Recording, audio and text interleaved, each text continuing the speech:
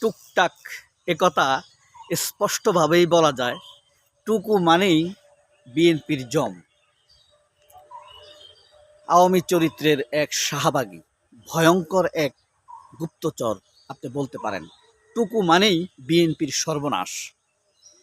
কার কথা বলছি জানেন? ইকবাল হাসান মাহমুদ চৌধুরী টুকু। আউযুবিল্লাহি মিনাশ শাইতানির রাজিম, বিসমিল্লাহির রহমানির রহিম। আসসালামু আলাইকুম। এর আগে আপনাদের নিশ্চয়ই মনে থাকার কথা, বা মনে আছেও বটে, ২০০১ সালে যখন বিএনপি ক্ষমতায় আসে, তখন এই ইকবাল হাসান মাহমুদ টুকু তিনি ছিলেন বিদ্যুৎ প্রতিমন্ত্রী। তখন তার নেতৃত্বে বিদ্যুৎ মন্ত্রণালয়ে যত অপকর্ম হয়েছে তার সবগুলোরই স্পষ্টতর দায় নিতে হয়েছে তারেক রহমানকে। কিন্তু টুকুর এই অপকর্মের কথা নিজের গানে একটুও যায় নাই।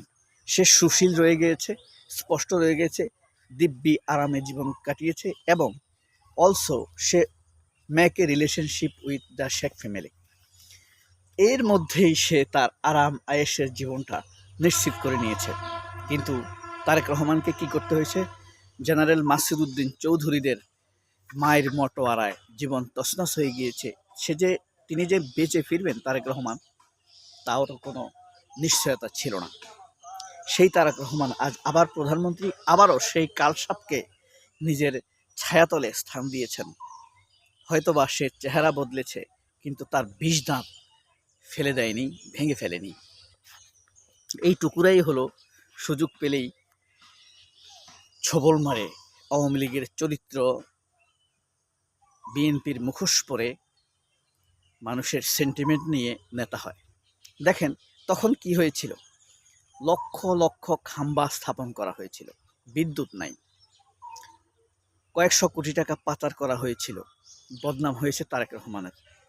খাম্বার বিজনেস সব করেছে টুকু, বদনাম হয়েছে কার? তারেক রহমানের।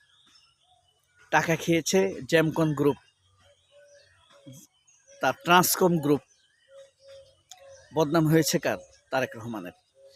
ফেলে ফুঁফে ফুঁসে বড় হয়েছে কে? গিয়াসউদ্দিন আল মামুন। বদনাম হয়েছে কার? তারেক রহমানের।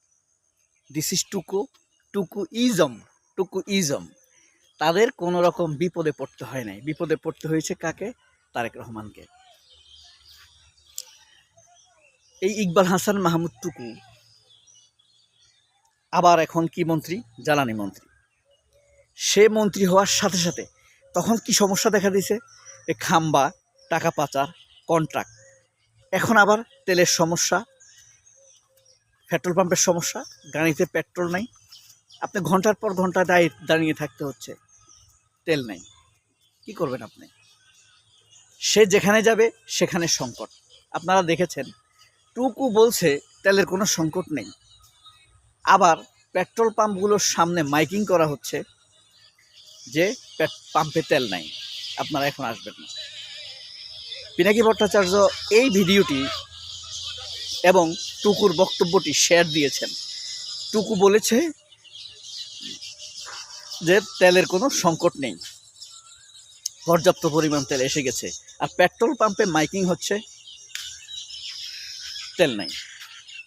এখন পিনাকির দুইটা গরমিল, একটা পার্থক্য দেখা যাচ্ছে না দুটোর মধ্যে? যে এক জায়গায় মন্ত্রী বলছে এক কথা, আর পেট্রোল পাম্পগুলো বলছে আরেক কথা। এমনকি পেট্রোল পাম্প বন্ধ হয়ে যেতে পারে। এই গরমিলটুকু, অসামঞ্জস্য, বৈষম্যটা পিনাকি ভট্টাচার্য তার ফেসবুকে স্ট্যাটাস দিয়েছেন।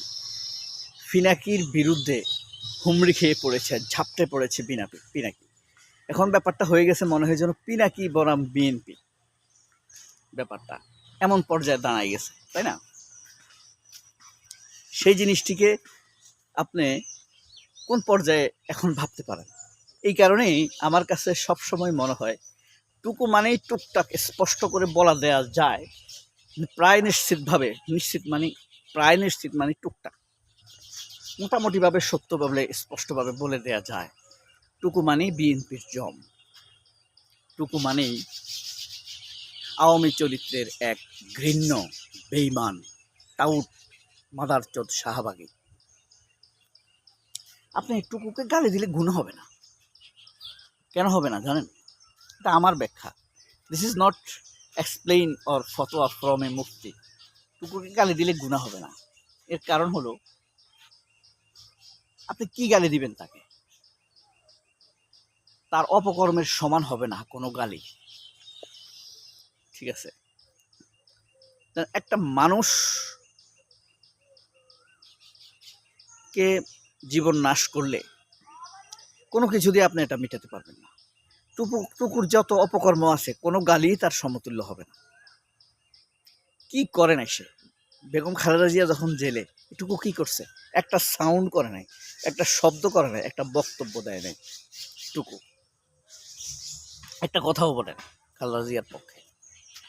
হ্যাঁ, বেগম খালেদা জিয়ার পক্ষে কোনো কথা বলে নাই। আবার যখন ফ্যাসিজম যাওয়ার পথে, অ্যান্টি ফ্যাসিজম মুভমেন্ট যখন প্রায় সাকসেস হওয়ার পথে, তখন 2022 সালের সেপ্টেম্বর, 23 অক্টোবর, তখন এই বদমাইশ এসে বিভিন্ন রকম বক্তব্য দিত, দিয়ে ঘোলাই দিত, আন্দোলনকে ব্যর্থ করে দিত। ঠিক 24 এসেও তাই সেই কাজটাই করার পথে অবস্থান নিয়েছিল এই টুকু। এই কারণে টুকুর মা বোনরে আমরা চুদি না, খানকির পোলাকে, এরা বেজাত, এরা চুরি। টুকুরা কিন্তু পয়সাওয়ালা, চুরিদারির পয়সায় পয়সাওয়ালা। শেখ মুজিব পরিবারের সাথে তারা যুক্ত, তারা সৎ হবার সম্ভাবনা খুবই কম। আমরা যেটা দেখি, আপনার শেখদের আত্মীয়রা সব চোর বাটপার দেখবেন, মানুষের সাথে বেইমানি করা, মানুষের অর্থ সম্পদ লোপাট করা, ইভেন কি হিন্দু বড় বড় যারা ধনী ছিল তাদের সম্পদ লুট করা, বিহারীদের ব্যবসা প্রতিষ্ঠানগুলো লুট করা, এটা তাদের ট্রেন্ড। এই কারণে তারা কখনোই কারোর বিশ্বস্ত হবে না। আজ হোক আপনার কোনো আওয়ামী ফ্যাসিবাদী দালালের সাথে আপনার যোগাযোগ আছে, বন্ধুত্ব আছে, সে আজ হোক, কাল হোক, 3 দিন পরে হোক, 5 বছর 10 বছর পরে হোক, সে আপনার জন্য ক্ষতির কারণ হয়ে দাঁড়াবে। যে কারণে তাদের সঙ্গ আপনার যে কোনো সময় ত্যাগ করাটাই উত্তম। ক্ষতিকর আপনাকে ক্ষতি করবেই, খারাপ লোক আপনার জন্য ক্ষতিগ্রস্ত, ক্ষতির কারণ হবেই, এখানে কোনো সন্দেহ নেই। ইকবাল হাসান মাহমুদ, টুকুও তাই। এদের কারণেই পতন হয়ে যাবে। টুকু একা নয়, টুকু হইল শয়তানদের শিরোমণি, কিন্তু টুকুর মতো আরও অনেক চরিত্রহীন লোক রয়েছে। তাদেরকে নিয়ে মন্ত্রী পরিষদের মন্দ কথা নিয়ে আরেকটি ভিডিও করার ইচ্ছা আছে আজকে হয়তো। সবাই অনেক ভালো থাকবেন। আল্লাহ হাফেজ, আসসালামু আলাইকুম।